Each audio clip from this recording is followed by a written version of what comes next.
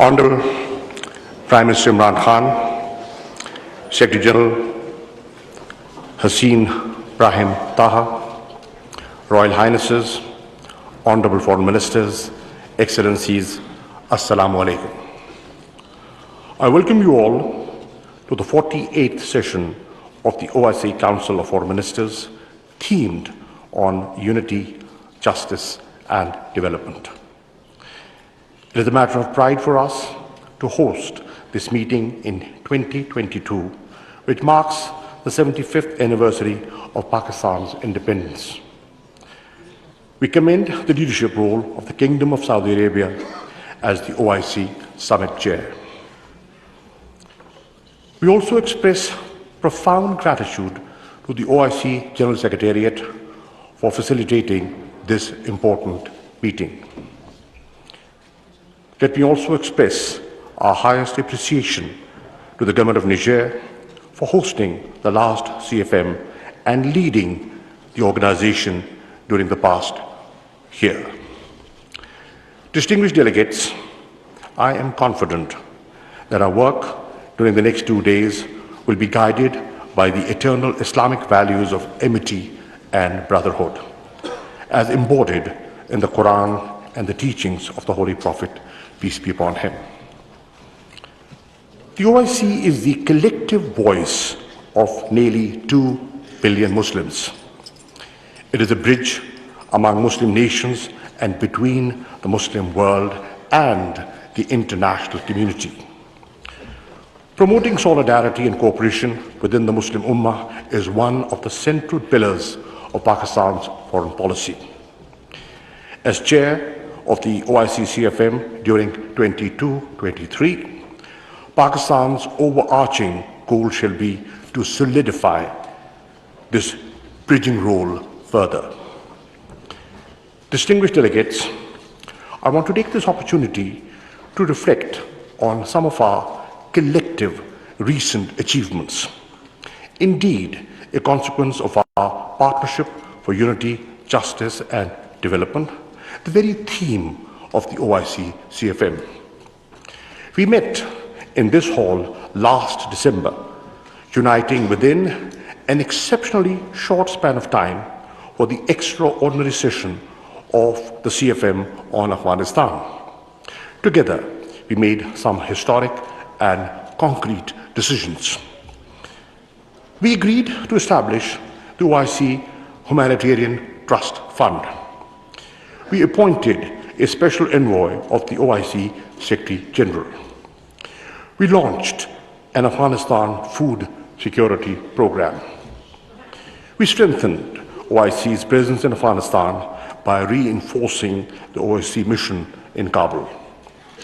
These actions that we took continue to go a long way with helping our Muslim brothers and sisters in Afghanistan in their greatest time of need. Also, you will recall, at the last OIC CFM in Niamey, we came together to call for an International Day to combat Islamophobia.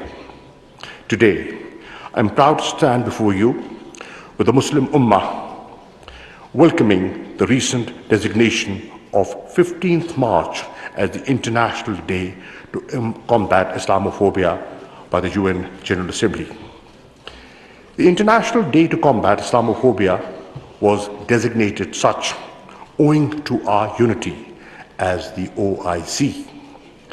Pakistan is gratified to have played its role in garnering consensus on this important issue.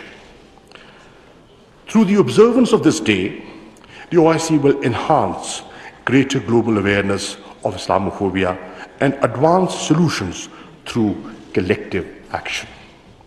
Further, while recounting our achievements, I also want to touch upon the tremendous work being done by our collective platforms. ComStec has been instrumental in enhancing cooperation and coordination in scientific and technological fields, including through partnerships, capacity building, and joint research programs. It is playing a leading role in the implementation of OIC's Science and IT Agenda 2026. Pakistan is pleased to host the COMSTEC headquarters in Islamabad. Since its inception, Islamic Development Bank has to date mobilized $65 billion for investment and development assistance aid. It is one institution which has consistently been rated AAA across all international rating agencies. The Islamic Chamber of Commerce, Industry and Agriculture, based in Karachi, is galvanizing investment, influencing policy, making and undertaking initiatives for development of the private sector. I mention some of these achievements to you all here today, not to blow our own trumpets, but rather for these to serve as a blueprint for constructive and tangible action and as an impetus for collective action moving forward. Distinguished delegates, we are witnessing unprecedented turbulence at the global level. Conflict in Ukraine, which has rekindled East-West tensions, threatens international peace and security. A new and destabilizing global arms race is underway. Conflicts among and within nations have proliferated. Political and military blocs are vying for more power at the cost of global equilibrium. World trade and growth are declining under the weight of technology wars. Inequality has become a defining feature of our times. The COVID-19 pandemic has increased inequalities through greater debt burdens, fiscal deficits, and liquidity crunch. Rising commodity prices will further accentuate inequalities, erode development gains, and hinder progress towards sustainable development goals. Climate change is accelerating and making parts of our Earth inhospitable and warmer than ever. The Muslim world is faced with conflicts in the Middle East, prolonged foreign occupation, and the denial of the right to self-determination, most notably to the people of Palestine and Kashmir. The Muslim world's resentment is increasing due to frequent external interventions in Muslim countries. Distinguished delegates, left unaddressed, these conflicts and disputes undermine our unity and solidarity, expose our countries to foreign interference and intervention, fuel terrorism and extremism, and deflect attention from our development goals and the welfare of our peoples. To help forge a collective response and under the theme of partnering for unity, justice, and development, I would like to focus on three specific challenges. First, partnering for unity by jointly addressing the challenges and conflicts within the Ummah. Second, uniting for justice for the rights of Muslims under occupation and conflicts with countries beyond our Ummah. This should also include the urgency of addressing the pervasive Islamophobia facing Muslims in non-Muslim majority countries.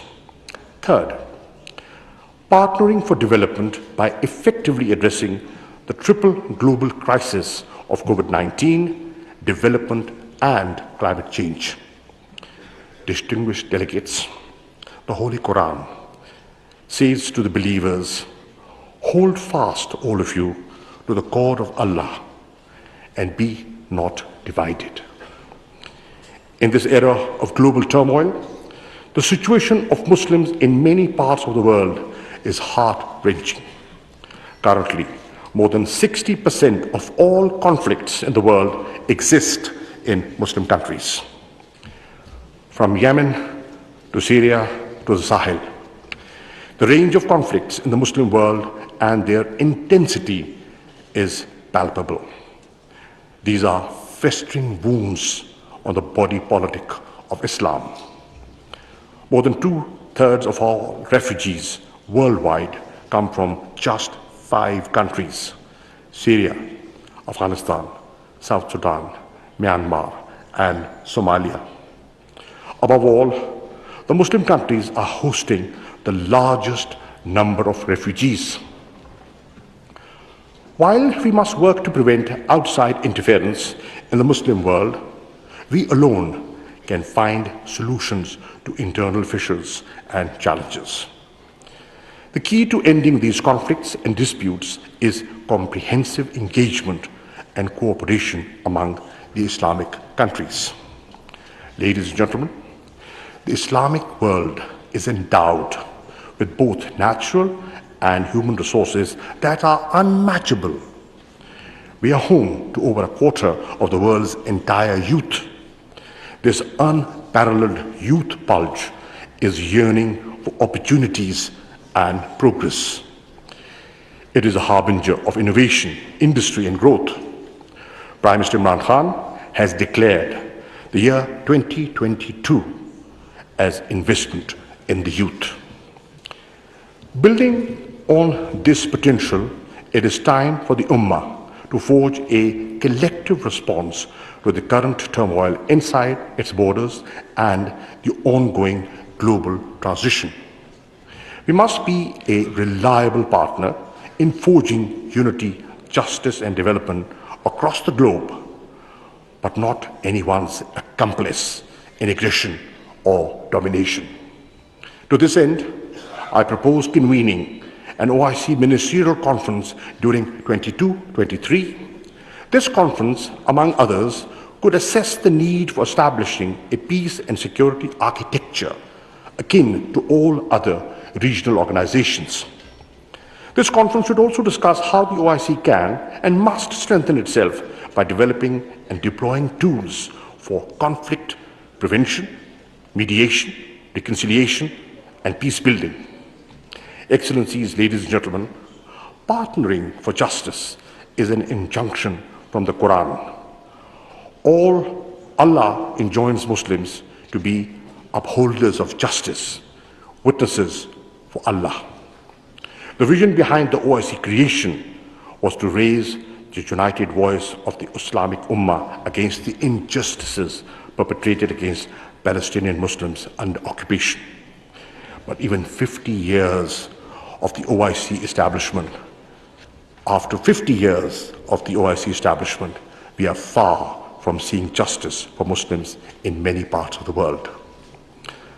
The Muslims of Palestine and the Indian illegally occupied Jammu and Kashmir are still reeling under subjugation. For the last 7 decades, they have struggled to achieve their inalienable right to self-determination. Under the relevant United Nations resolutions, a permanent solution to the Palestinian question with the pre-1967 borders and Al-Quds al-Sharif as the capital of a viable, independent, and contiguous Palestinian state is essential. Similarly, Kashmir continues to bleed. The threat of genocide is most imminent in the Indian illegally occupied Jammu and Kashmir. The RSS BJP Hindutva-inspired government in India has unleashed a reign of terror by an occupation force of 900,000 in IIOJK since the 5th of August 2019. Akin to the situation in Palestine, this is accompanied by illegal efforts to change the demographic structure of the occupied territory and transform it into a Muslim minority region. This is a clear violation of international law, particularly the Fourth Geneva Convention. Indian actions violate the resolutions of the UN Security Council and the OIC on Jammu and Kashmir. The illegal acts increased the threat of a conflict between India and Pakistan. Kashmiris are looking towards their Muslim brothers and sisters for support. India's violence against Muslims is not limited to IIOJK. Civil society organizations and independent observers have warned that Muslims in Hindutva-controlled India are also living under the threat of genocide. Our Holy Prophet, peace be upon him, said that believers are just like one body. When one of the limbs suffers, the whole body responds to it with wakefulness and fever. It is incumbent to resolve these challenges by partnering with the international community as well. Beyond adopting resolutions, we must take concrete and tangible steps towards permanent solutions. A similar resolve and unity is needed in countering the ideologies of hate, such as Islamophobia and right-wing racism. Repeated incidents of desecration of the Holy Quran and reprinting of caricatures have seriously hurt the sentiments of Muslims across the world. They also cause great anguish within the Islamic world. While we welcome the recent designation of 15th of March as the International Day to Combat Islamophobia by the UN General Assembly, we believe the appointment of the OIC Secretary General's Special Envoy on Islamophobia during this CFM would be a concrete step in coordinating such collective action. It should be our shared objective to ensure that deliberate insults and defamation of all religions, including Islam, should also be criminalized, and we must be united to achieve this. I propose that the Secretary General OIC develop a comprehensive report on the theme of partnering for justice and present recommendations to the next OIC CFM on how the OIC, through proactive and innovative diplomacy, could strengthen its role in securing justice for the long oppressed Muslims facing hateful ideologies and occupation. Distinguished delegates, to forge partnerships for development, the OIC countries must mobilize international support for a comprehensive strategy that should include: 1. Vaccine equity. Everyone, everywhere, must be vaccinated against COVID-19. 2. Increased development financing. This can be ensured through comprehensive debt relief and restructuring, expanded ODA, redistribution of at least half of the unutilized SDRs to developing countries, and provision of the promised climate finance.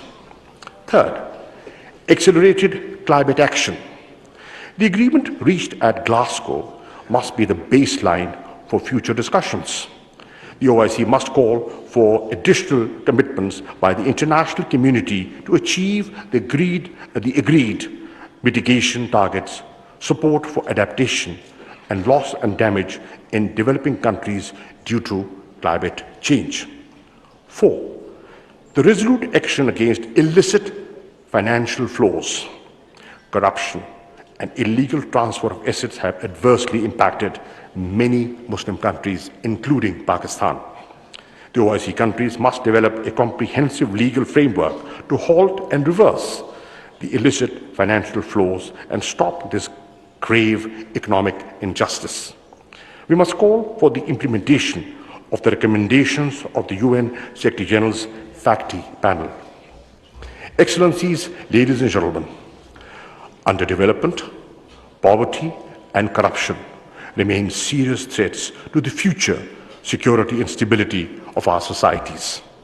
In an era of economic and financial unpredictability, development partnerships among OIC member states would be of vital importance. OIC member states have tremendous natural and human resources which must be utilized effectively through trade, joint research and development projects, trainings, and investment. To promote research and technological innovation in the Muslim world, we need to synergize the Muslim scientific and intellectual pool and fully utilize the platform of COMSTEC to achieve the OIC STI Agenda 2026. We also need to take advantage of a preferential system of trading among the OIC member states. In this regard, the framework agreement needs to be ratified expeditiously by OIC. We should also come together and build convergences on removing international barriers to development. Our common ground on the need to reform the global economic architecture will strengthen the voices calling to make it equitable. Distinguished delegates, before I conclude, I would like to draw your attention to the situation in Afghanistan. While the progress we made at the extraordinary session of the CFM on Afghanistan was timely, we need to build on them. Addressing the humanitarian crisis in Afghanistan and preventing a collapse of the Afghan economy must remain our top priorities. In doing so, we must encourage and support the efforts of the Afghan authorities to eliminate Daesh. Effective strategies are also needed to deal with other terrorist groups in Afghanistan like TTP, ETIM, IMU, and Al-Qaeda. We must guard against spoilers that wish to continue destabilizing Afghanistan and using its territory to promote terrorism. A peaceful, stable, inclusive, prosperous, and connected Afghanistan is in the best interests of us all. Ladies and gentlemen, the time has come for OIC to strengthen and equip itself to address contemporary challenges and conflicts confronting the Muslim Ummah. Pakistan stands ready to play its part as a bridge builder in promoting regional and OIC-driven solutions to these conflicts and disputes. With the hope and prayer for true OIC unity and solidarity, I thank you all.